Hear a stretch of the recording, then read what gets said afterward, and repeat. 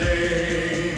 As a boy he always knew a sailor he would be, so he studied the law of the sea. Captain of his crew, a brave, ambitious man, determined to explore, he discovered a new land.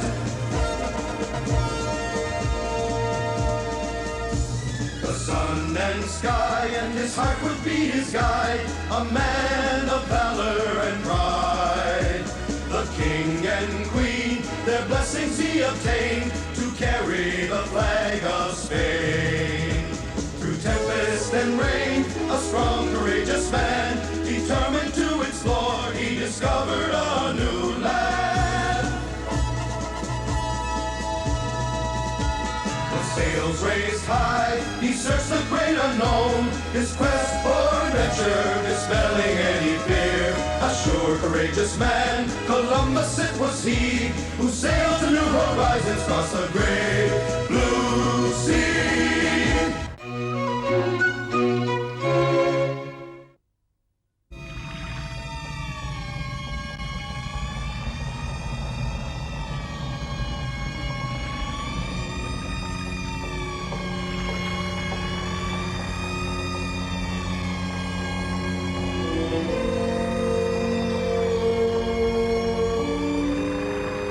What is that?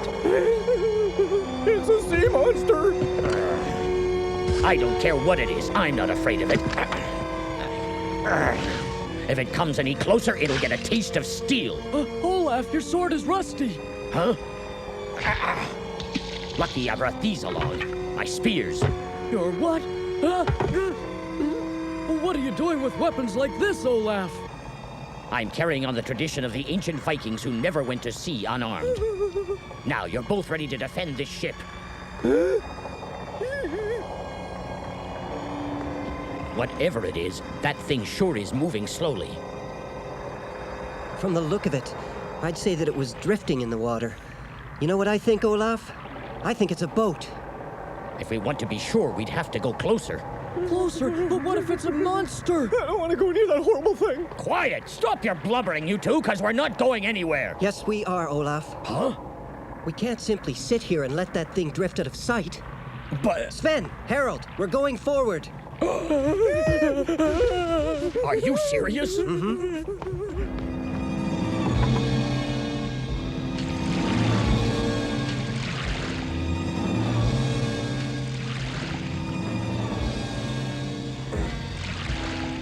Olaf, help me row.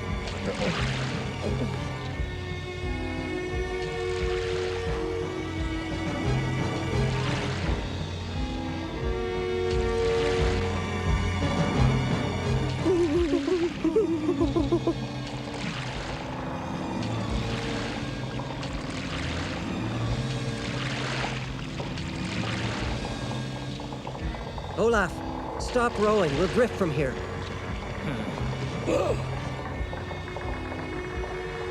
There it is.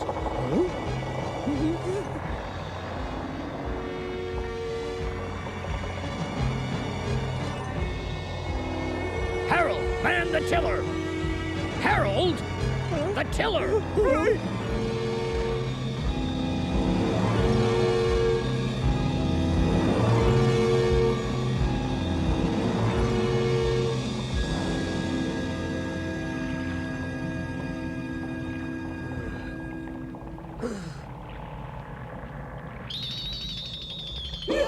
It is a monster!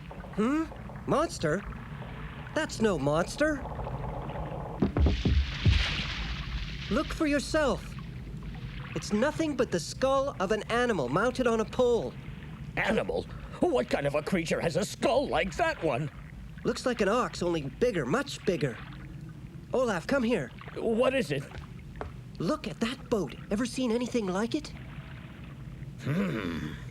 It's a hollowed-out tree trunk. No, Mr. Columbus, I've never seen such a boat. And look over there. What do you suppose lies under that cover? I don't know, sir. And I don't want to know either. Well, I do. Huh? Under that cover may lie a clue that will tell us where the vessel comes from. Have you gone mad? I'm sure there's a monster lying under there waiting to pop up and devour us. Haven't you seen enough? No, Olaf. I want to know what's under that cover, and I'm not afraid to look for myself. But Mr. Columbus, wait! Don't worry. There's nothing to be afraid of in that little boat. Believe me. Now hand me a spear. Huh? Right. Thanks.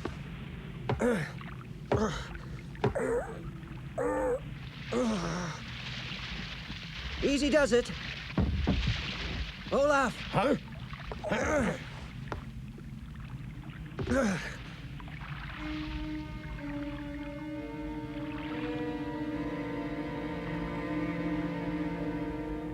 The cover is crusted with salt. And that means this boat's been at sea a while. You're right. Now, let's have a look underneath.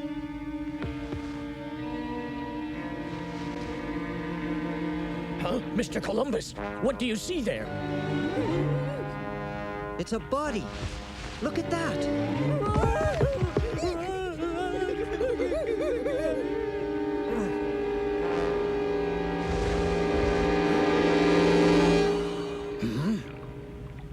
That headdress. It's the same kind as the one I saw floating on the ocean.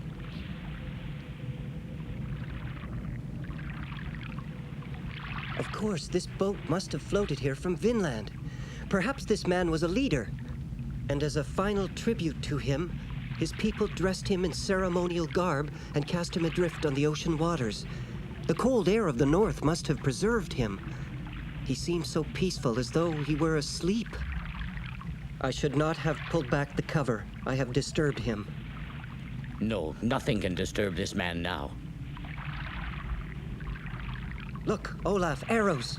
He must have been a warrior. What? Yes, heralds, Sven, come and pay your respects to the warrior chieftain. I'm not going anywhere near that thing. You ought to be ashamed of yourselves, you cowards!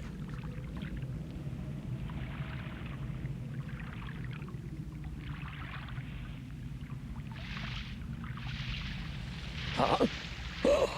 Mr. Columbus, the two boats are starting to drift apart. Huh? Olaf, hang on! I'm trying, but there's a swell picking up. You better come into this boat before I lose my grip.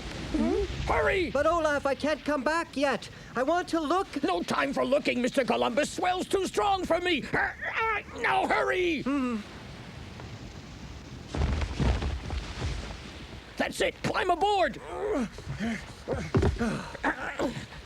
There he goes. The warrior chieftain on his final voyage.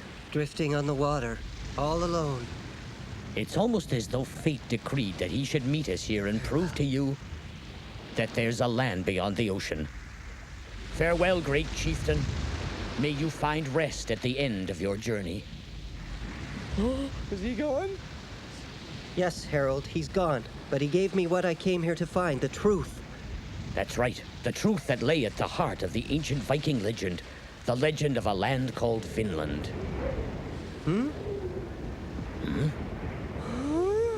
The wind's returned. Set the sails! The wind! I can hardly believe it! Well, I believe it. Now don't just stand there. Help us with this sail. Right! Hey!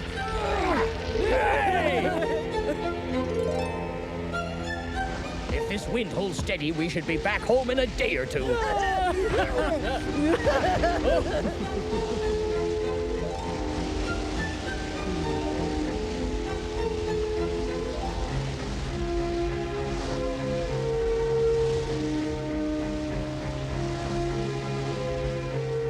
I tell you, Sven, when I saw that skull looming in the fog, why, I thought for sure we were done for. That's good. Here, take a swig. Isn't it wonderful? We're going home!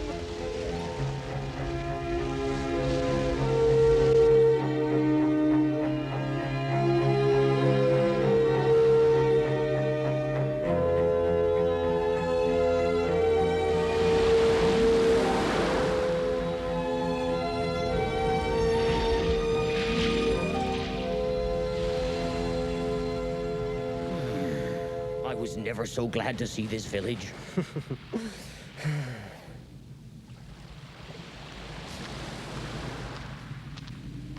Huh? Hey, Is that you, Christopher? Huh? Yes, it is you. What are you doing in this puny little fishing vessel? I don't see any fish. Didn't you catch any? No fish here. We almost caught a headdress, though. But it got away. I have no idea what you're talking about, but I do know Captain Saldan is looking for you, Christopher. We sail tomorrow. I'll be there soon. Olaf, I want to thank you. No, I should thank you. You gave me gold, and I'm very grateful for that. But you also helped me to find a treasure I thought I'd lost. My courage. Courage. That you have. I don't suppose I'll ever see you again, and I know I'll never forget you, my friend. Farewell. Goodbye, Olaf, Harold, Sven, and thank...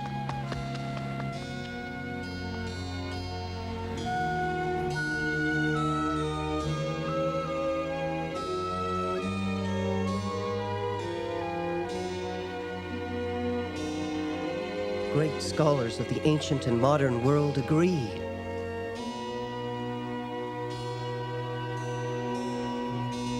There is a land beyond the ocean.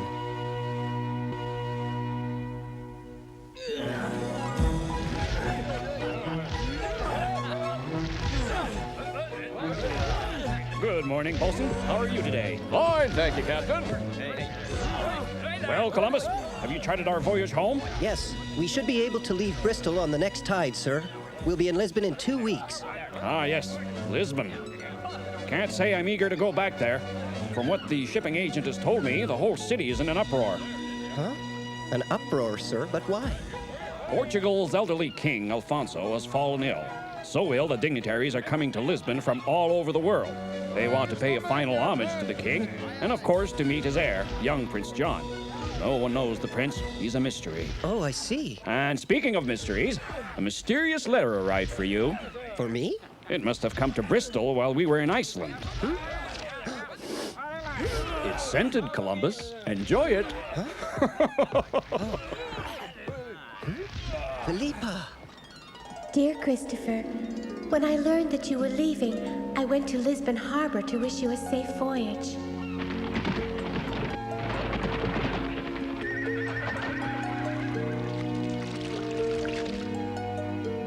But I was too late to speak to you.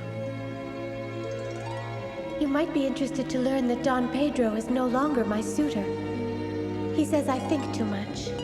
Sounds like the sort of thing he'd say. It's true that I think a great deal, and lately all my thoughts are of you. The sooner I see you again, the happier I shall be. Ever yours, Felipa. What a wonderful letter. I don't want to disturb you, Columbus. But if you're quite finished, can we set sail now? We sure can, sir. Weigh anchor! Set the mainsail! Good work! Helmsmen, we're heading south! Aye, aye, sir.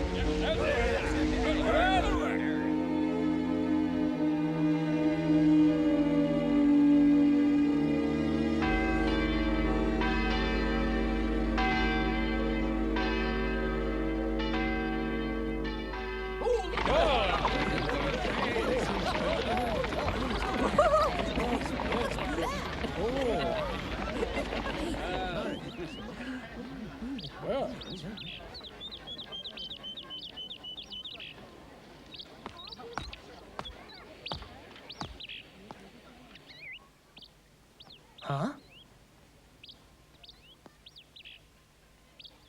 It's Christopher. Bartholomew! Good to see you. Welcome back, brother. You look well. I am, but what's going on here? The streets are full of people.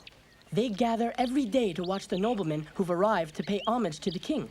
The royal doctors don't expect him to survive another week. Come, I'll fill you in on all the news. Fine. I seek the man named Christopher Columbus who just arrived on a sailing ship. That's me.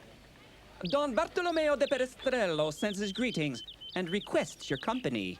Who is this Don Bartolomeo? He's the governor of Porto Santo and the brother of Felipa. Senor Columbus, Don Bartolomeo is not in the habit of being made to wait. Pardon me. Come along, then.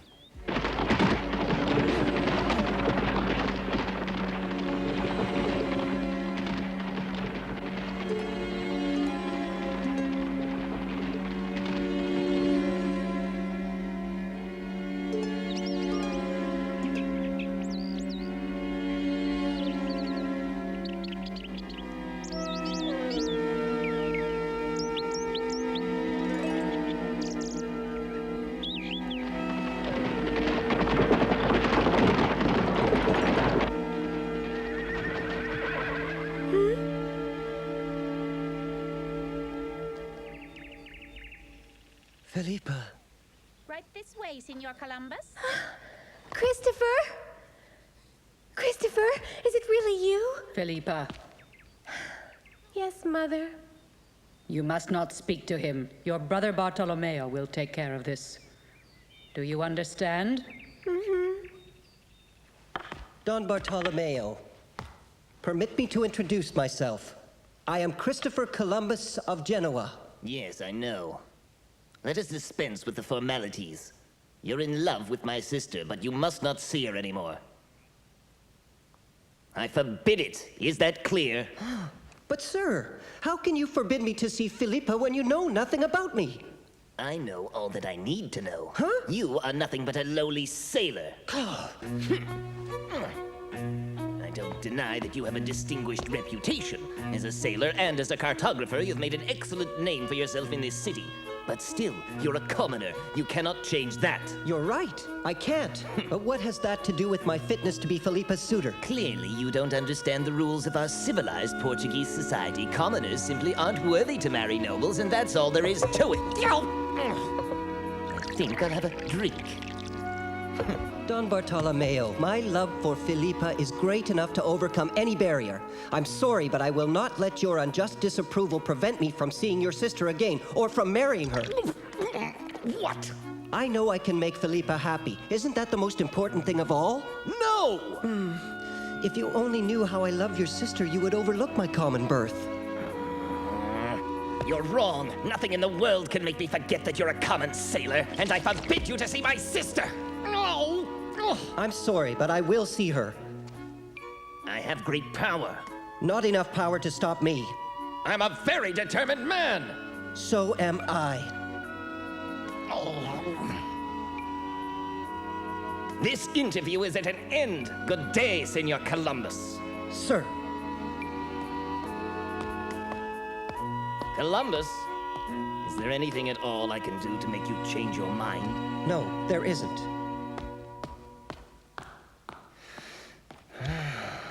I heard the whole thing, my dear. Dreadfully stubborn, isn't he? Yes. And Felipa's deeply in love with him. Perhaps we should give them permission to see each other. Frankly, Mother, I don't think our permission is going to make much difference one way or the other.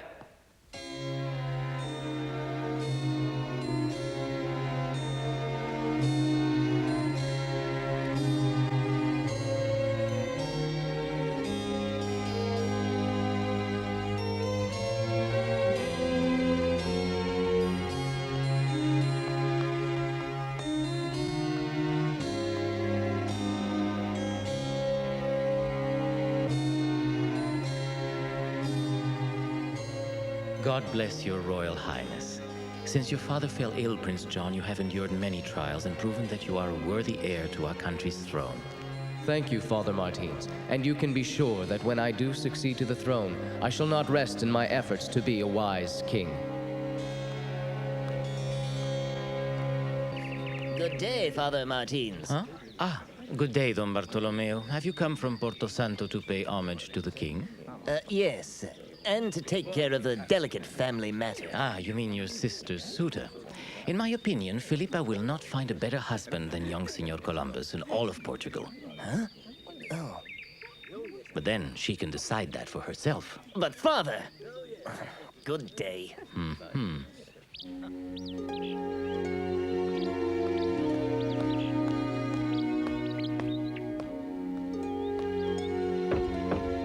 Yes? Come in, please. Oh, hello, Christopher. Good morning, Father Martins. Was your trip to the North Atlantic a success? Yes, we went as far north as Iceland, and there I learned, well, frankly, I learned more than the Academy could have taught me. That's wonderful. I'm glad to hear it. Tell me, Christopher, do you believe that men can depend on the Lord for all their guidance? Huh? Well, yes, I do believe that. But surely there are times when our Heavenly Father leaves us to our own devices. Wouldn't you agree, Christopher? I'm not sure I follow you. I'm merely observing that it is not always enough to stand by and let fate take its course. There are times when a man must pass from thought to action if he is to make his dreams come true. After all, the Lord helps those who help themselves. That is what I believe. And in my own life, I pray That I'll have the courage to act and seek out Felipa again. Because I love her. And are you quite certain that you'd be a fitting husband for her? Yes. Now, don't be so hasty with your answer, Christopher. Oh, it's all very well to speak of romance and the longings of your heart, but real love means true devotion. Will you give Felipa that? Yes, Father, I will.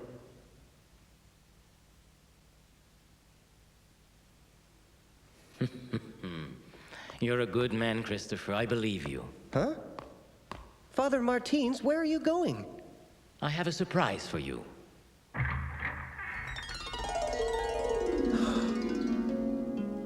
Huh?